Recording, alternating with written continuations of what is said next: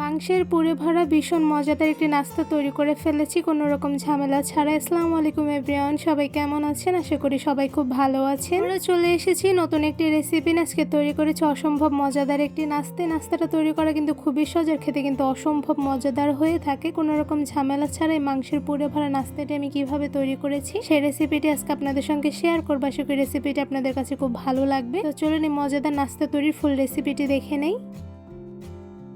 প্রথমে একটি বোলের মধ্যে দিয়ে দিচ্ছি ময়দা। এখানে আমি 2 কাপের থেকে একটু কম পরিমাণে ময়দা দিয়ে দিচ্ছি, আর সাথে দিয়ে দিচ্ছি হাফ চা চামচ পরিমাণ লবণ। এবার সাথে দিয়ে দিচ্ছি রান্নার তেল। এখানে আমি 2 টেবিল চামচ পরিমাণ রান্নার তেল দিয়ে দিয়েছি। এবার খুব ভালোভাবে সবগুলো উপকরণ মেখে মিশিয়ে নিব। ময়দার সঙ্গে সবগুলো উপকরণ খুব ভালোভাবে কিন্তু মেখে নেওয়া হয়ে গিয়েছে। এবার এই ময়দার মধ্যে দিয়ে দিচ্ছি পরিমাণ অনুযায়ী পানি। এখানে আমি নর্মাল পানি দিয়ে দিচ্ছি, একবারে বেশি পানি দেব না, অল্প পরিমাণ করে পানি দিয়ে খুব ভালোভাবে মেখে নিব। ময়দার মধ্যে অল্প পরিমাণ করে পানি দিয়ে খুব ভালোভাবে মুথে নিচ্ছি। ময়নগুলো যত মুথেনো হবে ততই কিন্তু সফট ডো তৈরি করা যাবে। তো এই পর্যায়ে কিন্তু খুব ভালোভাবে হাতের সাহায্যে মুথে নিয়ে দেখতেই পাচ্ছেন খুব সফট করে একটি ডো তৈরি করে ফেলেছি। এই ডোটা কিন্তু ভীষণ পরিমাণে সফট হয়েছে। এবার এই ডো আমি একটি সাইডে প্রায় 20 মিনিটের মতন রেস্টে রেখে দিব একটি ঢাকনার সাহায্যে ঢেকে। এবার চিকেনের পুর তৈরি করার জন্য এখানে আমি ফ্রেশ 1 কাপ পরিমাণ চিকেন কিমা নিয়ে নিচ্ছি। এবার এর মধ্যে দিয়ে দিচ্ছি আদা বাটা হাফ চা চামচ, সাথে দিয়ে দিচ্ছি রসুন বাটা হাফ চা চামচ, দিয়ে দিচ্ছি জিরা গুঁড়া হাফ চা চামচ, ধনিয়া গুঁড়া হাফ চা চামচ, সাথে দিয়ে দিচ্ছি লাল মরিচের গুঁড়া হাফ চা চামচ, আর দিয়ে দিচ্ছি গোলমরিচের গুঁড়া হাফ চা চামচ, দিয়ে দিচ্ছি স্বাদ মতন লবণ, আর এখানে দিয়ে দিচ্ছি একটি ম্যাজিক মশলা। মশলাটা দিলে কিন্তু পুরের স্বাদ দ্বিগুণ বেড়ে যায়। সাথে দিয়ে দিচ্ছি সয়া সস। এখানে আমি 2 টেবিল চামচ পরিমাণ সয়া সস দিয়ে দিচ্ছি, আর সাথে দিয়ে দিচ্ছি পেঁয়াজ কুচি। এখানে আমি 3 টেবিল চামচ পরিমাণ পেঁয়াজ কুচি দিয়ে দিয়েছি, আর সাথে দিয়ে দিচ্ছি 1 চা চামচ পরিমাণ কাঁচামরিচ কুচি। এবার সবগুলো উপকরণ খুব ভালোভাবে চিকেনের সঙ্গে মেখে মিশিয়ে নিব। চিকেনের সঙ্গে সবগুলো উপকরণ খুব ভালোভাবে মেখে মিশিয়ে নেওয়া কিন্তু হয়ে গিয়েছে। এবার এই পুরটা আমি একটা সাইডে 10 মিনিটের মতন রেস্টে রেখে দিব। ময়দার ডোগুলো 20 মিনিটের মতন রেস্টে রেখে দেওয়ার পর দেখতেই পাচ্ছেন অনেকটা পরিমাণে সফট হয়েছে। এবারে ময়দার ডো থেকে ছোট সাইজ করে একটি লিচি কেটে নিয়েছি রুটি বানানোর জন্য।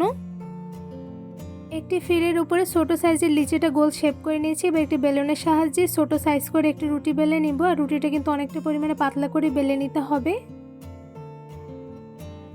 ছোট সাইজ করে রুটিটা কিন্তু আমার বেলে নেওয়া হয়ে গিয়েছে, আর এদিকে দেখতেই পাচ্ছেন রুটিটা কতটা পরিমাণে পাতলা রেখেছি। এবার একটি কাটারের সাহায্যে রুটিটা 4 কোণা করে কেটে নিব।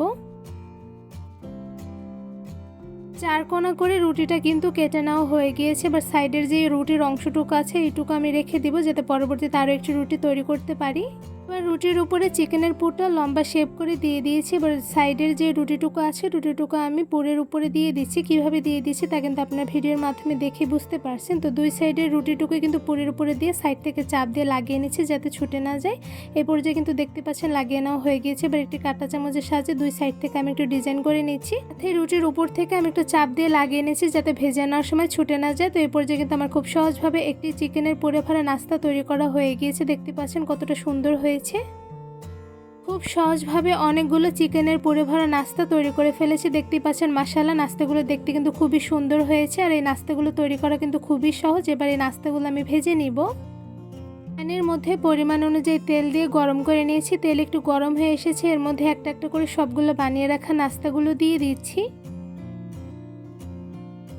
গরম তেলের মধ্যে একটা একটা করে সবগুলো বানিয়ে রাখা নাস্তা কিন্তু দিয়ে দেওয়া হয়ে গিয়েছে। এবার মিডিয়াম আঁচে নাস্তাগুলো ভেজে নিব। কিছুক্ষণ নাস্তাগুলো ভেজে নেওয়ার পর একটি কাঁটা চামচের সাহায্যে নাস্তাগুলো উল্টে দিচ্ছি। আর এই নাস্তা ভাজার সময় কিন্তু চুলার আঁচটা একদম মিডিয়ামে রেখে ভেজে নিতে হবে, যাতে চিকেনের পুরটা ভেতর থেকে খুব ভালোভাবে সেদ্ধ হয়ে যায়। তো এই পর্যায়ে কিন্তু একটা একটা করে সবগুলো নাস্তা উল্টে দেওয়া হয়ে গিয়েছে। এবার মিডিয়াম আঁচে আরও কিছুক্ষণ নাস্তাগুলো ভেজে নিব। মিডিয়াম আছে কিছুক্ষণ সময় নিয়ে নাস্তাগুলো ভেজে নেওয়ার পর দেখতেই পাচ্ছেন নাস্তাগুলোর উপরে কিন্তু হালকা কালার চলে এসেছে। এই পর্যায়ে সবগুলো নাস্তা একটা একটা করে উল্টে দিচ্ছি। সবগুলো নাস্তা উল্টে দেওয়া হয়ে গিয়েছে। এবার মিডিয়াম আছে নাস্তাগুলো গোল্ডেন ব্রাউন কালার করে ভেজে নিব। এই তো নাস্তাগুলো গোল্ডেন ব্রাউন কালার করে ভেজে নেওয়া হয়ে গিয়েছে। এরপর যে একটা ছাঁকনির সাহায্যে ছেঁকে সবগুলো নাস্তা একটু ঝুড়িতে তুলে নিচ্ছি। একদম সহজভাবে শুধুমাত্র অল্প কিছু উপকরণ দিয়ে তৈরি করে ফেলেছি চিকেনের পুরে ভরার খুব মজাদার একটি নাস্তা। এই নাস্তাটা তৈরি করা কিন্তু খুবই সহজ আর খেতে কিন্তু অসম্ভব মজাদার হয়ে থাকে।